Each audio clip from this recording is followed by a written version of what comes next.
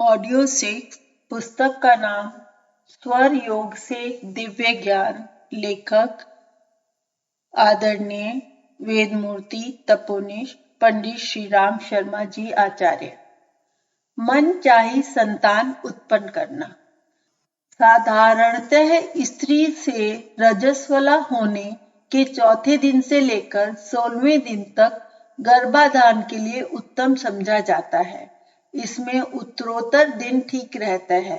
प्रथम 3 रातें अष्टम, एकादशी, त्रयोदशी, अमावस्या और पूर्णिमा वर्जित है।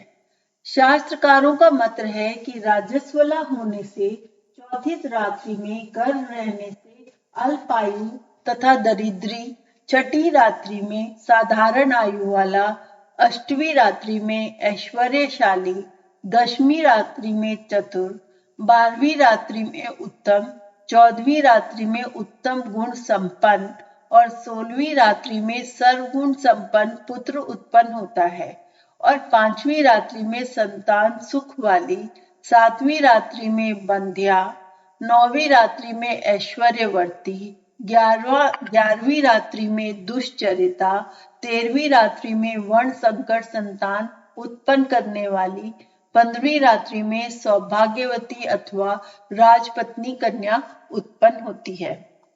जब पुरुष का दाहिना स्वर और स्त्री का बायां स्वर चल रहा हो, उस समय संयोग करने से पुत्र उत्पन्न होता है, और जब स्त्री का दाहिना व पुरुष का बायां स्वर चल रहा हो, उस समय गर्भाधान करने से कन्या का जन्म होता है।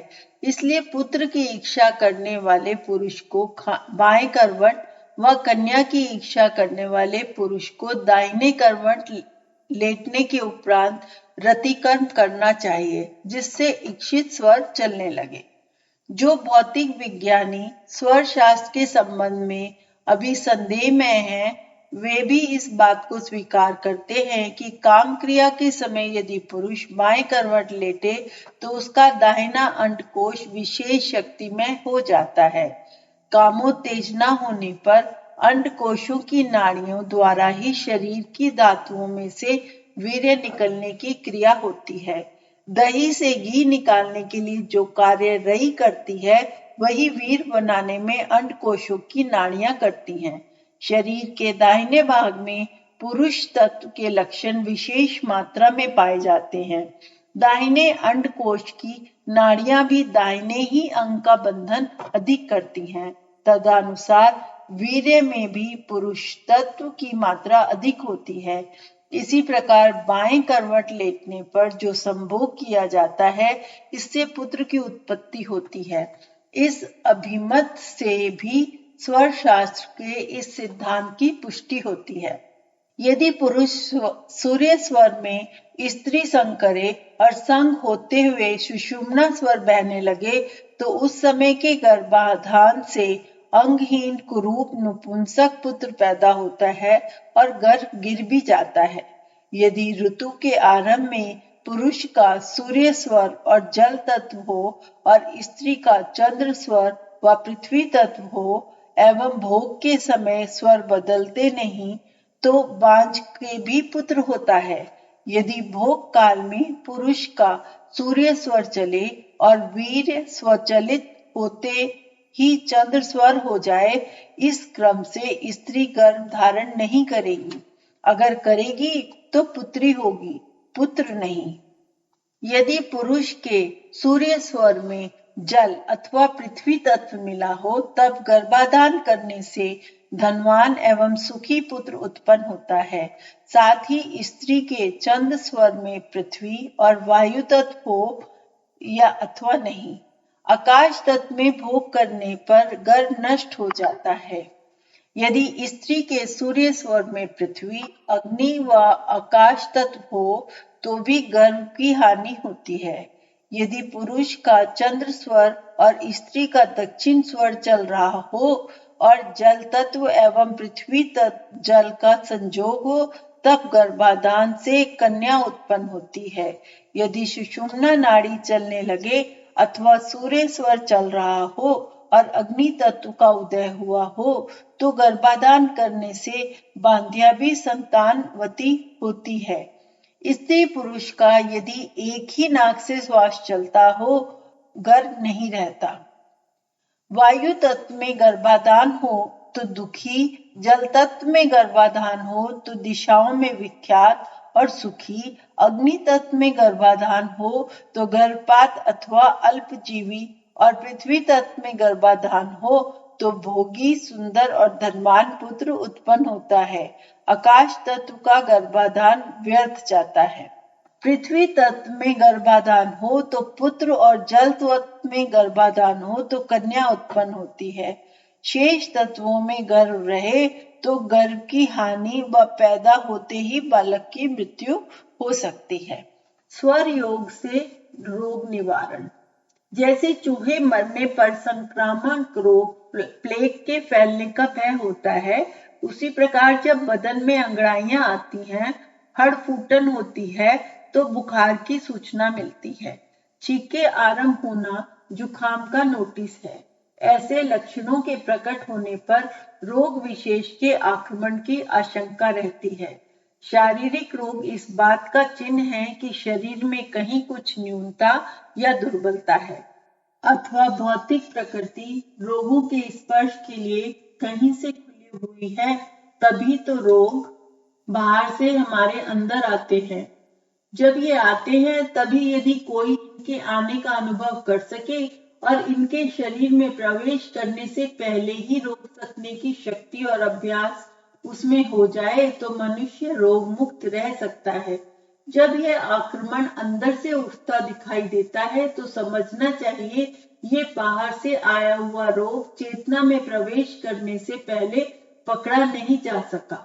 अच्छा होता यदि हम रोग को प्रवेश पाने से पूर्व ही जान लेते और उसे पहले ही रोक देते। यह क्रिया स्वर योग द्वारा सरलता और सफलता पूर्वक हो सकती है। समस्त रोग शरीर में सूक्ष्म चेतना और सूक्ष्म शरीर के ज्ञान तंतुमय या प्राण भौतिक कोश द्वारा प्रवेश करते हैं, जिसे हम सूक्ष्म शरीर का ज्ञान है अथवा सूक्ष्म चेतना से सचेतन है। वह रोगों को शरीर में प्रवेश होने से पूर्व ही मार्ग में से लौटा सकता है। हाँ, ये संभव हो सकता है कि निद्रा अवस्था अथवा अचेतन अवस्था में कोई रोग आक्रमण कर दे, किंतु फिर भी आंतरिक साधन द्वारा उसका निवारण हो सकता है। जब नियमित श्वास गति में विकृति पैदा होती है तो जानना चाहिए कि शत्रु सेंध लगा रहे हैं। जो आक्रमण से पूर्व ही सावधान हो जाता है वे रक्षा की तैयारी कर लेता है। इस प्रकार रोगों से बचने को बहुत अवसर उसे मिल जाते हैं।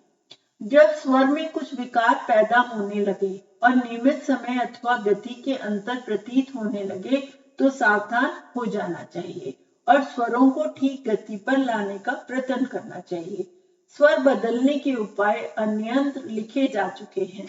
उसकी सहायता से स्वर की शुद्धि कर ली जाए तो रोगों को पूर्व ही रोका जा सकता है। आहार विहार की विशेष सावधानी रोग निवारण में सहायक हो सकती है। जब रोग आ ही जाए तो देखना चाहिए कि उसका आरंभ किस स्वर से हो रहा है। जिस स्वर में रोग की शुरुआत हुई है उसे बदल लीजिए और जब तक बीमारी का प्रकोप बढ़ा हुआ रहे उस स्वर को बदले रहिए। ऐसा करने से 10-20 दिन में अच्छी होने वाली बीमारी आधे या चौथाई समय में ही अच्छी हो जाएगी। बीमारी का वेग जिस समय अत्यंत प्रबल हो रहा है और रोग वेदना से छटपटा रहा हो तो उसका चलित स्वर बदलवा देना चाहिए। इससे उसकी तुरंत ही शांति मिलेगी और बढ़ा हुआ कष्ट मिट जाएगा। उदर शुद्धि के कुछ उपाय। सोकर उठने से पूर्व बिस्तर पर हाथ फैलाकर और बदन ढीला कर चित लेट जाओ। दोनों हाथों की कहोनियों से तितली व जिगर को दबाकर पेट को सिकोड़ो और फिर फैला दो। इस प्रकार 3 बार करने के पश्चात 5-7 बार इधर उधर करवट लेकर आलस्य को दूर करो। तत्पश्चात 1 या 2 मिनट तक पेट के बल लेटो और तुरंत उपरोक्त स्वर नियम के अनुसार बिस्तर छोड़ दो। इस क्रिया से मल ढीला होगा, तितली व जिगर की ताकत बढ़ेगी। यदि किसी को जिगर या तितली की शिकायत है तो इसका प्रयोग किए बिना औषधि लाभ प्राप्त करें। जिन्हें उपरोक्त रोग नहीं है उन्हें भी इससे लाभ होगा। सप्ताह में 2-3 बार करने पर भी हित होता है। बिस्तर छोड़ने से पहले पेट के बल अवश्य लेटना चाहिए। सोकर उठने तथा भोजन के पश्चात दाहिने ओर से 2-3 बार अपने मस्तिष्क को पकड़ना चाहिए। शास्त्र में इस क्रिया को कपालभाति कहते हैं। इसे कफ दोष नाश होता है। इसी प्रकार सोकर उठते एवं संध्या समय तर्जनी को कानों में डालकर खुजलाना चाहिए। शास्त्र में इस क्रिया को कर्णभाति कहा जाता है। इस क्रिया से कान के रोग अच्छे हो जाते हैं। आरंभ में सीधी करवट लेटने से यकृत पर जोर पड़ता है, जिससे पाचन शक्ति में रुकावट आती है। इसलिए भोजन पचाने के निमित्त दक्षिण स्वर चलाने की आवश्यकता होती है। अतएव बाईं करवट ही लेटना चाहिए। अपितु रात्रि में जितने अधिक समय के लिए पिंगला स्वर चले उतना ही उत्तम है। जैसा कि कहा गया है, दिन में जो चंदा चले रात चलावे सूर, तो यह निश्चय जानिए प्राण लमन है दूर। कोई व्यक्ति संदेह करते हैं कि बाएं करवट लेटने से दिल दबेगा तो उनकी चाल में कमजोरी आएगी, किंतु ये भ्रम मात्र है, क्योंकि पाचन क्रिया ठीक रहने से हृदय की गति कदापि शिथिल नहीं हो सकती। अमाशय या आत्म संबंधी रोगों में सांस को छोड़ते हुए नाभि ग्रंथ को मेरुदंड की हड्डियों से चिपकाने का प्रयत्न करना चाहिए। सांस खींचते समय पेट को खूब पिचकाना और छोड़ते समय फुला देना। इस क्रिया को बार बार करने से पेट की खराबियां मिट जाती हैं और पाचक क्रिया ठीक होने लगती है।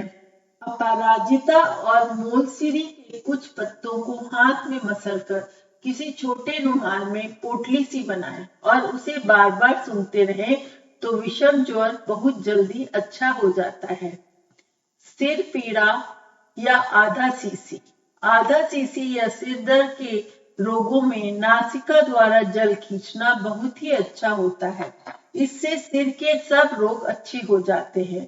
जिस भाग में अधिक दर्द होता है उसके विपरीत नथुने से थोड़ा सा स्वच्छता का घृत ऊपर चढ़ाया जाए तो भी लाभ होगा।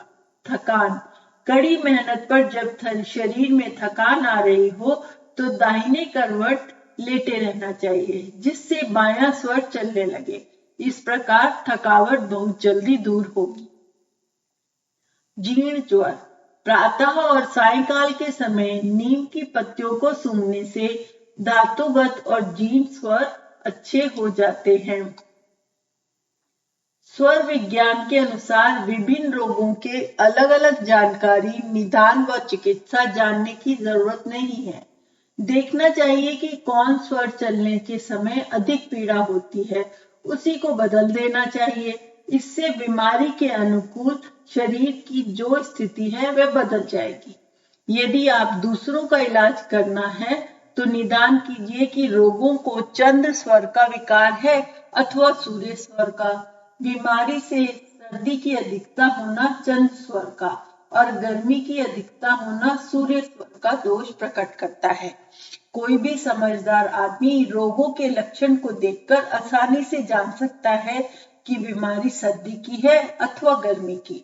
दूसरी परीक्षा यह है कि रोगी को कुछ दोनों स्वरों की स्थिति में रखकर परीक्षा करनी चाहिए।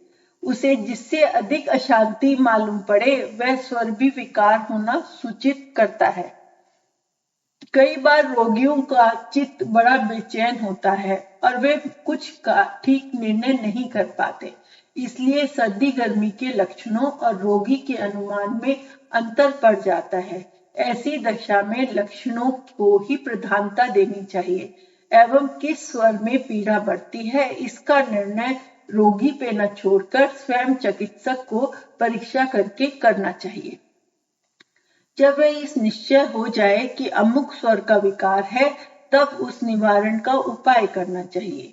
प्राणायाम, श्वासोच्छ्वास क्रिया रोग निवारण का बहुत ही उत्तम उपचार है।